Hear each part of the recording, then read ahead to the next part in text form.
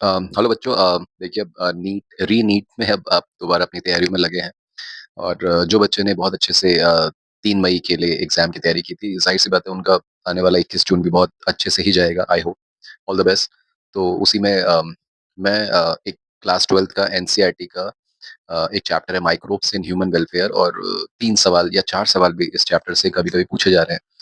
कहने को तो आसान सवाल हैं ज़्यादातर माइक्रोब्स के कि आपका जैसे lactic acid, citric acid, cyclosporin A, trichoderma, uh, आपका bio control agent, bio fertiliser, बहुत सारे बायोगैस है, सीवेज ट्रीटमेंट प्लांट है।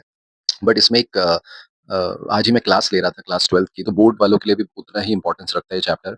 और उसमें मैं कह रहा था कि जैसे एक सवाल आता है एक्सपैंड द टर्म यानी फुल फॉर्म पूछी जाती है IPM, integrated pest management programme, है ना? तो ये भी बहुत अच्छा एक टॉपिक है अंडर द सब टॉपिक या सब heading of bio control agent. और उसमें एक टॉपिक दिया है, एक टर्म दिया है बैक्लोवायरस। बैक्लोवायरस को आप अपने एग्रीकल्चर में यूज़ करते हैं कि आपकी क्रॉप में डिफरेंट टाइप के पेस्ट और इंसेक्ट लग जाते हैं। तो स्पेसिफिक स्पीशीज़ स्पेसिफिक टर्म आप यहाँ पे यूज़ कर सकते हैं बैक्लोवायरस के लिए कि ये पर्टिकुलर टाइप की स्पीशीज़, इंसेक्ट की स्पीशीज़ को ही टारगेट करता है।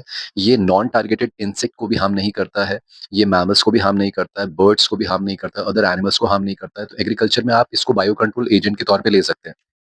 तो आप बैक्लोवायरस जिसमें एक सवाल बहुत कॉमन आता है कि किस जीनस को बिलॉन्ग करता है, तो आप कहते हैं एनपीवी, न्यूक्लियो पॉलीहेड्रोवायरस। तो ये तो बहुत कॉमन है, लेकिन अगर आईपीएम का एक्सपैंड द टर्म आईपीएम या आईपीएम के फुल फॉर्म से इतर अगर कोई सवाल नीट ने पूछ लिया या बोर्ड के एग्जाम ने पूछ लिया, तो शायद वो बहुत अच्छा एक सवाल बन सकता है स्टेटमेंट वाला कि इंटीग्रेटेड पेस्ट मैनेजमेंट प्रोग्राम जो है, जो साइंटिस्ट एग्रीकल्चर साइंटिस्ट लोगों ने इस प्रोग्राम को बनाया कि आपके जो सॉइल में, आपके एग्रीकल्चर लैंड में, आपके क्रॉप लैंड में जो बेनिफिशियल इंसेक्ट्स हैं, उनका कंजर्वेशन हो सके, क्योंकि आप पहले इनऑर्गेनिक फार्मिंग करते थे।